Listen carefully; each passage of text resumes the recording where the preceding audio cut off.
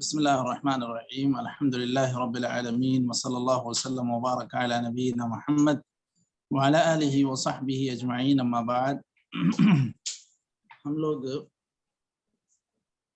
منار السبیل فی شرح الدلیل الشیخ ابراہیم بن محمد بن ضویان اس کتاب کو پڑھ رہے ہیں، اور اس میں ہم لوگ کتاب الصلاح پڑھ رہے ہیں۔ کتاب الصلاح میں باب صلاۃ الجماعہ، اور اس میں ہم لوگوں نے کل کچھ حصہ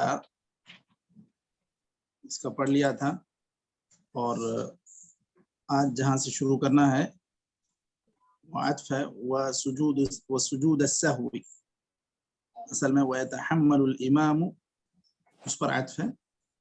آج کا حلقہ نمبر 103 ہے۔ جی شیخ شروع کریں۔ بسم اللہ الرحمن الرحیم۔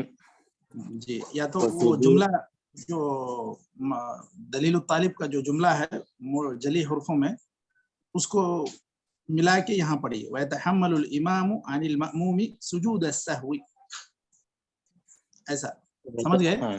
ہاں انشاءاللہ۔ وَيَتَحَمَّلُ الْإِمَامُ عَنِ الْمَأْمُومِ سُجُودَ السَّهْوِ إِذَا دَخَلَ مَعَ الْإِمَامِ مِنْ أَوَّلِ الصَّلَاةِ وَتَقَدَّمَ فِي بَابِهِ، وسجود التلاوة إذا قرأ في صلاته آية سجدة ولم يسجد إمامه، والسترة لأن سترة الإمام سترة لمن خلفه، لأن النبي صلى الله عليه وسلم كان يصلي بأصحابه إلى سترة ولم يأمرهم أن يستتروا بشيء، قاله في الكافي. ودعاء القنوت حيث سمعه فيؤمن فقط، والتشهد الأول إذا سبق بركعة في رباعية لئلا يختلف على إمامه. وسن للمأموم أن يستفتح ويتعوذ في الجهرية، لأن مقصود الاستفتاح والتعوذ لا يحصل باستماع قراءة الإمام لعدم جهره بهما، بخلاف القراءة. ويقرأ الفاتحة وسورة حيث شرعت، أي السورة، في سكتات إمامه، وهي قبل الفاتحة في الركعة الأولى فقط، وبعدها وبعد فراغ القراءة. ودليل السكتات حديث الحسن عن سمرة أن النبي صلى الله عليه وسلم كان يسكت سكتتين إذا استفتح وإذا فرغ من القراءة كلها، وفي رواية سكتة إذا كبر وسكتة إذا فرغ من قراءة، غير المغضوب عليهم ولا الضالين، رواه أبو داود. ويقرأ فيما لا يجهر فيه الإمام متى شاء، لقول جابر: كنا نقرأ في الظهر والعصر خلف الإمام في الركعتين الأوليين بفاتحة الكتاب وسورة، وفي الأخريين بفاتحة الكتاب، رواه ابن ماجه. قال في المغني: والاستحباب أن يقرأ في سكتات الإمام وفي لا يجهر فيه، هذا قول أكثر أهل العلم. جی فصل: ومن أحرم مع إمامه أو قبل إتمامه لتكبيرة الإحرام لم تنعقد صلاته، أي المأموم، لأن شرطه أن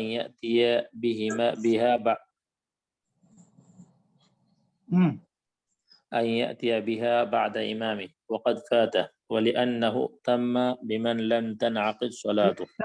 جی اتم، ہاں ایسا ہے نا؟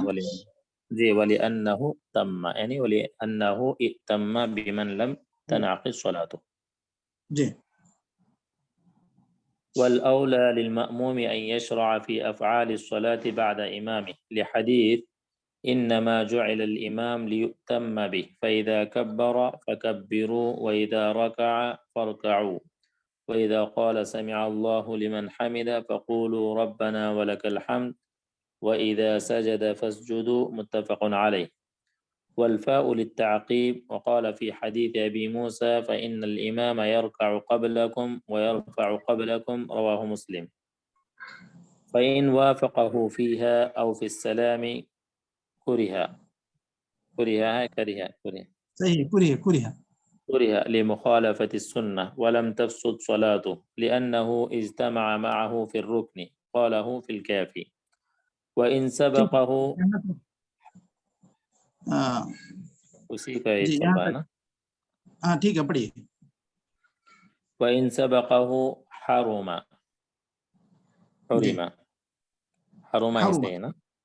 جی حرم. لقوله صلى الله عليه وسلم لا تسبقوني بالركوع ولا بالسجود ولا بالقيام، والنهي يقتضي التحريم. وعن أبي هريرة مرفوعا أما يخشى الذي يرفع رأسه قبل الإمام أن يحول الله رأسه رأس حمار. متفق عليه. فمن ركع أو سجد أو رفع قبل إمامه عمدا لزمه أن يرجع ليأتي به مع إمامه ليكون مؤتما به، فإن أبى عالما عامدا بطلت صلاته لترك المتابعة الواجبة بلا عذر. ولحديث أبي هريرة السابق قال الإمام أحمد لو كان له صلاة لا رجي له الثواب ولم يخش عليه العقاب لا صلاة ناس وجاهل لحديث عفي لأمتي عن الخطأ والنسيان. جی ٹھیک. چلیے بسم اللہ الرحمن الرحیم، الحمد للہ رب العالمین وصلی اللہ وسلم وبارک علی نبینا محمد وعلی آلہ وصحبہ اجمعین. اما بعد، ہم لوگ منار السبیل بشرح الدلیل للشیخ ابراہیم بن محمد بن ضویان اس کتاب میں کتاب الصلاۃ پڑھ رہا ہوں. کتاب الصلاۃ میں باب صلاۃ الجماعہ، اور اس میں آج ہم لوگ حلقہ نمبر 103 پڑھنے جا رہے ہیں.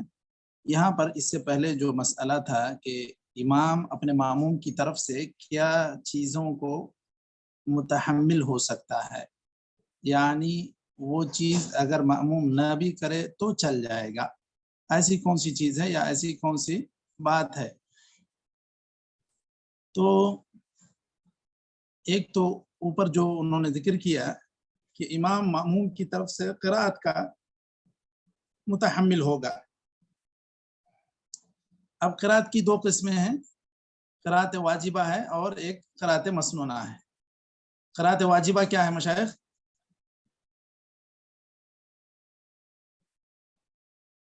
سورۃ الفاتحہ. جی سورۃ الفاتحہ کی قرات جو ہے یہ قرات واجبہ ہے. اور قرات مسنونہ تو بعد کی ضم سورہ ہوگی شیخ. ضم سورہ، جو ضم سورہ ہے وہ قرات مسنونہ ہے. تو قرات واجبہ اور قرات مسنونہ، تو کیا امام ان دونوں کو متحمل ہوگا، یعنی دونوں بھی وہ پڑھے گا تو اماموں کو پڑھنے کی ضرورت ہے یا نہیں؟ قرات مسنونہ کے تعلق سے تو سب کا اتفاق ہے کہ وہ ماموم کو پڑھنے کی ضرورت نہیں ہے، وہ ماموم کو پڑھنے کی ضرورت نہیں ہے. امام جو پڑھے گا تو وہ کافی ہے. قرات مسنونہ کے تعلق سے، قرات واجبہ ہی کے تعلق سے اختلاف ہے کہ فاتحہ صلاۃ جہریہ میں پڑھے گا یا نہیں پڑھے گا، اسی میں علماء کا اختلاف ہے. جو امام بخاری رحمہ اللہ حضرت ابو ہریرہ رضی اللہ عنہ کا جو موقف ہے اور شیخ ابن عثیمین وغیرہ نے جس کی تائید کی ہے وہ یہ کہ صلاۃ جہریہ میں بھی ماموم کو سورہ فاتحہ پڑھنا چاہیے. امام کے پیچھے سورہ فاتحہ صلاۃ جہریہ سریہ دونوں میں، تو امام منفرد ماموم سب کے لیے قرات الفاتحہ ضروری ہے. اب جو امام متحمل ہوگا وہ قرات مسنونہ کا ہوگا، قرات واجبہ کا نہیں ہوگا. یہ ایک موقف ہے. اور دیگر اہل علم کا یہ بھی موقف ہے کہ صلاۃ جہریہ میں جو قرات فاتحہ کا جو مسئلہ ہے وہ منسوخ ہے. شیخ البانی وغیرہ اس کے قائل ہیں، اور بلکہ جمہور اس کے قائل ہیں کہ قرات جہریہ میں ماموم کو نہیں پڑھنا چاہیے. انہوں نے جو عمومی ادلہ ہیں، عمومی دلائل ہیں، وَإِذَا قُرِئَ الْقُرْآنُ فَاسْتَمِعُوا لَهُ وَأَنصِتُوا لَعَلَّكُمْ تُرْحَمُونَ، اس بنیاد پر انہوں نے یہ بات کہی ہے. جبکہ اگر دلائل کے اعتبار سے دیکھا جائے تو جو قرات فاتحہ کے جو قائلین ہیں یا اس کو جو سری جہری دونوں ہی نمازوں میں پڑھنے کے لیے کہتے ہیں، ان کے دلائل قوی. شوافی کا بھی وہ مسلک ہے کہ فاتحہ سورہ فاتحہ پڑھنا چاہیے ماموم کو بھی. اب اسی پر عطف ہے وسجود السہو، کہ امام اپنے ماموم کی طرف سے سجدہ سہو کو بھی متحمل ہو سکتا ہے. مطلب یہ کہ اگر اس نے یعنی ماموم نے کوئی چیز چھوڑ دی جو واجب تھی، اس نے نہیں کیا، تو پھر وہ امام اس کی طرف سے متحمل ہو جائے گا. مزید اس کی وضاحت بعد میں بھی آ رہی ہے. مثال کے طور پر جو آدمی ایک رکعت یعنی مطلب دوسری رکعت میں آ کے ملتا ہے, اب اس کو سجدہ کیا کہتے ہیں, اس کو جلوس للتشہد الاول بیٹھنا چاہیے. کب؟ جو ماموم کو بیٹھنا ہے اصل میں اس کے 2 رکعت جب ہو جاتے تب اس کو بیٹھنا تھا, لیکن جب وہ ماموم ہے, امام کے تابع ہے, تو وہ اپنے طور پہ الگ سے وہ تشہد اول کے لیے نہیں بیٹھ سکتا. تو امام متحمل ہو جائے گا ماموم کی طرف سے تشہد اول کا بھی, کیونکہ 2 رکعت کے بعد وہ نہیں بیٹھ سکتا کیونکہ امام کے وہ تابع ہیں. اسی طرح جو لوگ سبحان ربی الاعلیٰ یا سبحان ربی العظیم کے وجوب کے قائل ہیں, حنابلہ وہی کہتے ہیں سبحان ربی العظیم سبحان ربی الاعلیٰ 1 مرتبہ کہنا واجب ہے. تو اگر اس طرح وہ کہنا چھوڑ دے یا کہنا بھول جائے تو اگر وہ منفرد ہوتا تو وہ سجدہ سہو کرتا, لیکن اگر امام کے پیچھے ہے تو اس کو سجدہ سہو کرنے کی بھی ضرورت نہیں ہے. تو یہ امام مأموم کی طرف سے سجدہ سہو کا بھی متحمل ہو جائے گا, یعنی اس کی طرف سے وہ گویا کہ ادائیگی ہو جائے گی. بات واضح ہے مشائخ؟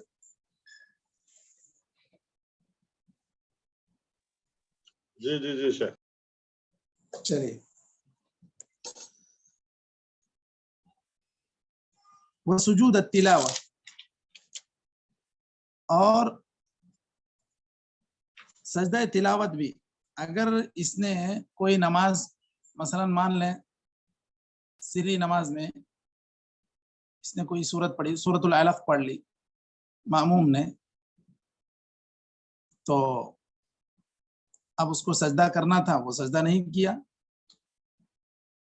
یا پھر امام نے بھی نہیں کیا تو پھر اس نے بھی نہیں کیا, تو ایسی صورت میں سجدہ تلاوت کا بھی متحمل ہو جائے گا امام. ماموم نہ کرے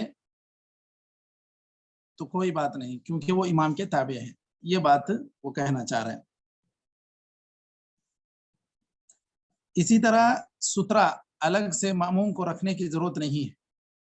اگر امام رکھ لے تو اس کے پیچھے 100 لوگ بھی پڑھیں گے تو پھر ان لوگوں کو سترہ رکھنے کی ضرورت نہیں, کیونکہ سترۃ الامام سترۃ من خلفہ,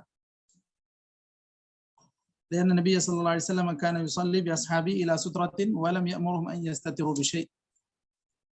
بخاری مسلم کی حدیث ہے کہ آپ صلی اللہ علیہ وسلم سترے کا استعمال کرتے اور پھر صحابہ کو سترہ آپ کے پیچھے رکھنے کے لیے نہیں کہتے. اسی طرح جو چیزیں جن چیزوں کا متحمل ہو سکتا ہے امام, ان میں سے ایک چیز دعائے قنوت ہے. اب امام اللہم اہدنا فیمن ہدیت کہتا ہے تو مأموم صرف آمین کہتا ہے, اس کو بھی اللہم اہدنا فیمن ہدیت یا اللہم اہدنی فیمن ہدیت پڑھنے کی ضرورت نہیں ہے. حیث سمعہ فیؤمن فقط, جب یہ سنے گا تو صرف آمین کہے گا. والتشهد الأول إذا سبق بركعة في رباعية لئلا يختلف على إمامه. کیا ہے مشائخ یہ صورت؟ تشہد اول جب وہ 1 رکعت مسبوق ہو جائے 4 رکعتوں میں. بات سمجھ میں آ رہی ہے مشائخ؟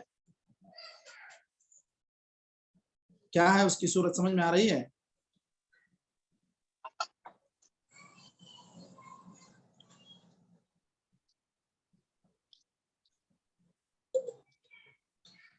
جی مشاہد,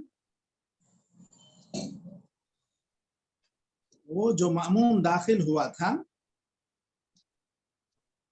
دوسری رکعت میں داخل ہوا تو تشہد اول مأموم کا کب ہونا تھا؟ 2 رکعت کے بعد. 2 رکعت کے بعد. اس وقت امام کی کتنی رکعت ہو گئی ہوں گی؟ 3 رکعت ہو گئی ہوں گی. جی 3 رکعت ہو گئی ہوگی.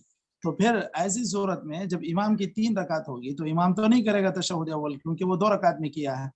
اب اس کو کرنا تھا, یہ نہیں کر سکتا کیونکہ وہ امام کے تابع ہے. تو پھر وہی کہہ رہے ہیں کہ ایسی صورت میں تشہد اول کا بھی وہ متحمل ہو جائے گا.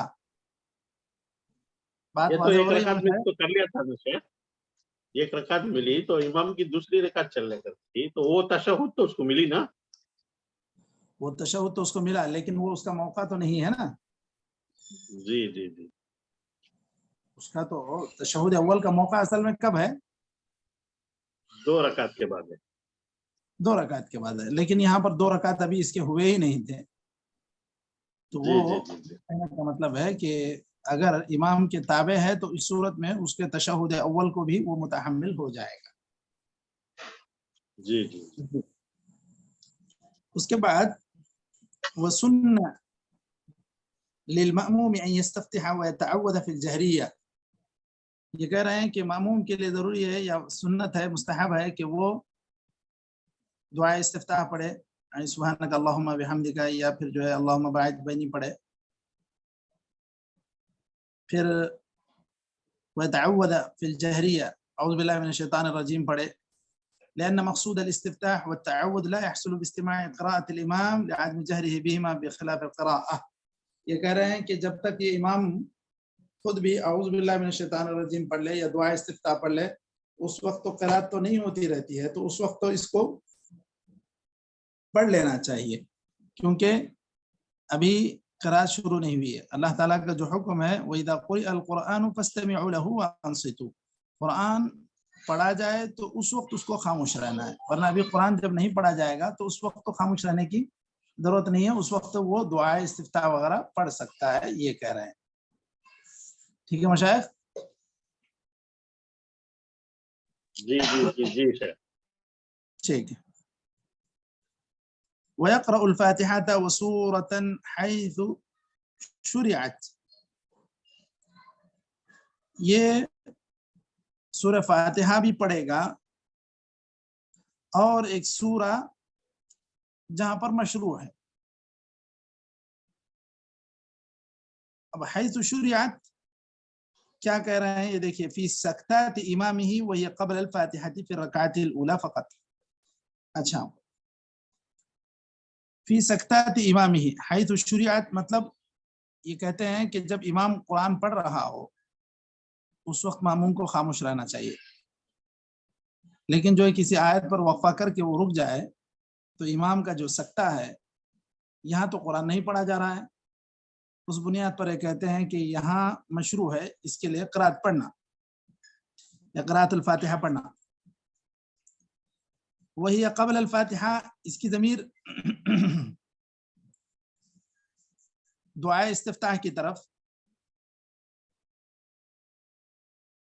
وہی قبل الفاتحہ وسکتات امامہ وہی قبل الفاتحہ یعنی امام کے جو سکتے ہیں وہ فاتحہ سے جو پہلے ہیں پھر رکعت الاولی فقط. یہ جو دعائے تعوذ یا استفتاح پڑھنا ہے یہ امام جب خاموش رہے گا سورہ فاتحہ پڑھنے سے پہلے تو اس وقت یہ پڑھنا ہے. دعائے استفتاح کا موقع کب ہے؟ پہلی رکعت میں ہے. پھر رکعت الاولی فقط. اور امام کے سورہ فاتحہ پڑھنے سے پہلے جب امام خاموش رہتا ہے اس وقت ہی معموم کو بھی دعا استفتاح پڑھنا چاہیے.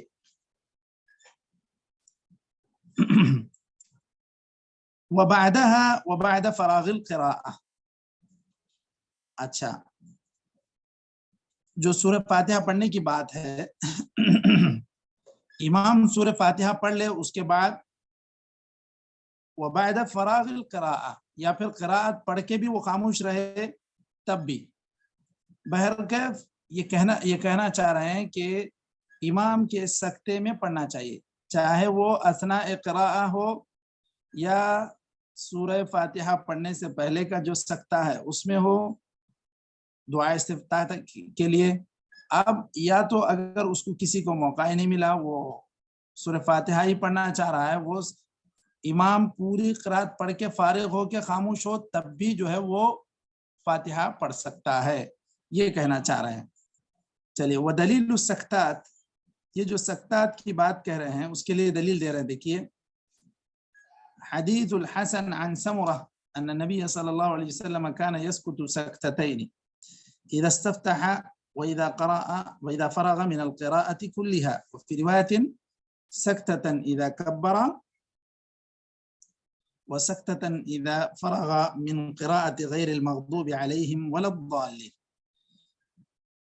یہاں پر دو حدیثیں دو مختلف روایتوں سے ذکر کیے جا رہے ہیں ابو داؤد کے حوالے سے کہ آپ صلی اللہ علیہ وسلم سے دو سکتے منقول ہیں. ایک تو جب آپ صلی اللہ علیہ وسلم دعا استفتاح پڑھتے یعنی سورہ فاتحہ سے پہلے ایک سکتہ، پھر کہہ رہے ہیں کہ پوری طرح قرات یعنی ضم سورہ سے فارغ ہونے کے بعد ایک سکتہ. یہ دو سکتے آپ صلی اللہ علیہ وسلم سے یہ نقل کر رہے ہیں. جبکہ شیخ البانی نے ابو داؤد کی اس حدیث کو، یا ترمذی ابن ماجہ میں بھی یہ حدیث ہے تو اس کو ضعیف قرار دیا اور کہا کہ یہ ضعیف ہے. آپ صلی اللہ علیہ وسلم کی یہ دو سکتے اس طرح ثابت نہیں ہیں. بہرکیف یہ سکتات کے لیے انہوں نے یہ دلیل دی ہے.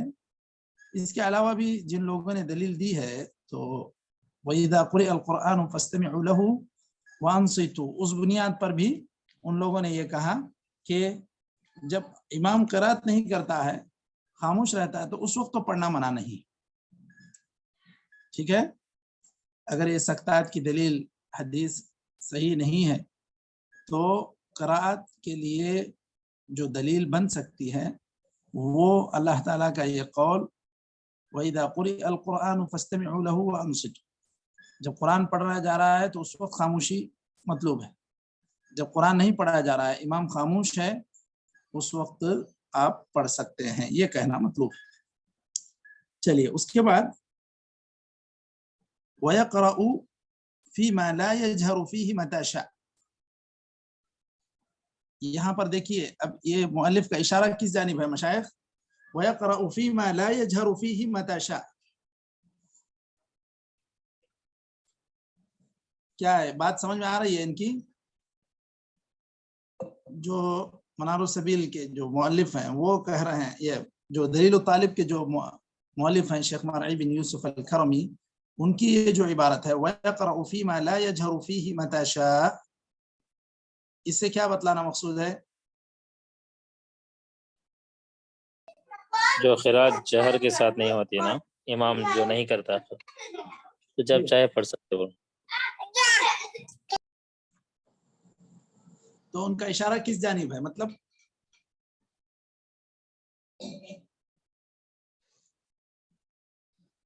سری قرات کی جانب ہے، مطلب سری نمازوں کی طرف ہے. سمجھ رہے ہیں؟ صحیح. ہاں، یعنی کہ سورہ فاتحہ آپ اگر پڑھ رہے ہیں تو آپ کو یہ جہری نمازوں میں یہ ایک وقت بتلائے کہ امام کے سکتات کے وقت میں آپ کو پڑھنا چاہیے، یا سورہ فاتحہ پڑھ کے اس کے بعد ضم سورہ کر کے بھی خاموش ہو گیا امام تو اس وقت بھی پڑھ سکتے ہیں. آپ کہہ رہے ہیں وَيَقْرَأُ فِي مَا لَا يَجْهَرُ فِيهِ مَتَى شَاءَ، مطلب کہ آپ جب امام جہری قرات نہیں کر رہا ہو، مطلب یہ کہ سری قرات کر رہا ہو، تو اس صورت میں آپ جب چاہیں پڑھ سکتے ہیں. بالکل شروع میں تھوڑی دیر بعد کسی بھی وقت پڑھ سکتے ہیں. اس کی دلیل وہ دے رہے ہیں لقول جابر كنا نقرأ في الظهر والعصر خلف الإمام في الركعتين الأوليين بفاتحة الكتاب وسورة وفي الآخرتين بفاتحة الكتاب.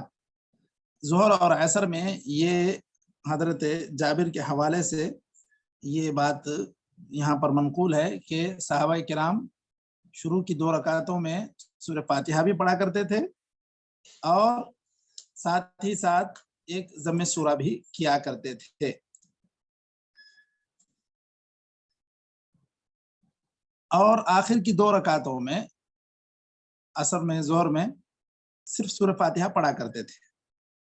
اب اس حدیث کو شیخ البانی نے صحیح قرار دیا کہ سری نمازوں میں مأموم قرات کرے گا سورہ فاتحہ کی، یا پھر شروع کے 2 رکعتوں میں بھی اگر وہ کرے تو جائز ہے، جیسا کہ یہاں پر صحابہ کا عمل ذکر کیا جا رہا ہے.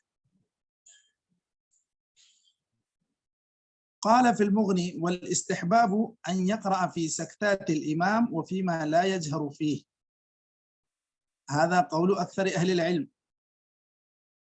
امام مغنی صاحب مغنی امام ابن قدامہ وہ کہتے ہیں مستحب یہ ہے مأموم کے حق میں کہ وہ امام کے سکتے کے موقع پر، خاموشی کے موقع پر وہ پڑھے اور سری نمازوں میں پڑھے، یہ کہہ رہے ہیں. یہ هذا قول اکثر اہل العلم. تو جیسا کہ میں نے بتایا جمہور کا یہ مسلک ہے،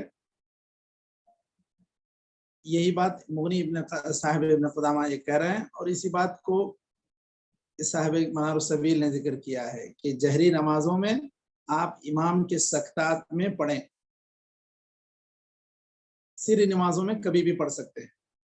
جہری نمازوں میں جمہور کا مسئلہ یہ ہے کہ مأموم قرات ہی نہیں کرے گا، فاتحہ بھی نہیں پڑھے گا، دوسرا کچھ بھی نہیں پڑھے گا، خاموش رہے گا، امام اس کا متحمل ہو جائے گا. البتہ سری نمازوں میں پڑھنا چاہیے، یہ بات وہ کہہ رہے ہیں کہ جمہور کا مسلک ہے. لیکن امام بخاری جو حضرت ابو ہریرہ رضی اللہ عنہ کا مسلک بیان کرتے ہوئے کہتے ہیں کہ سورہ فاتحہ امام کو، مأموم کو، منفرد کو ہر رکعت میں، ہر نماز میں پڑھنا چاہیے.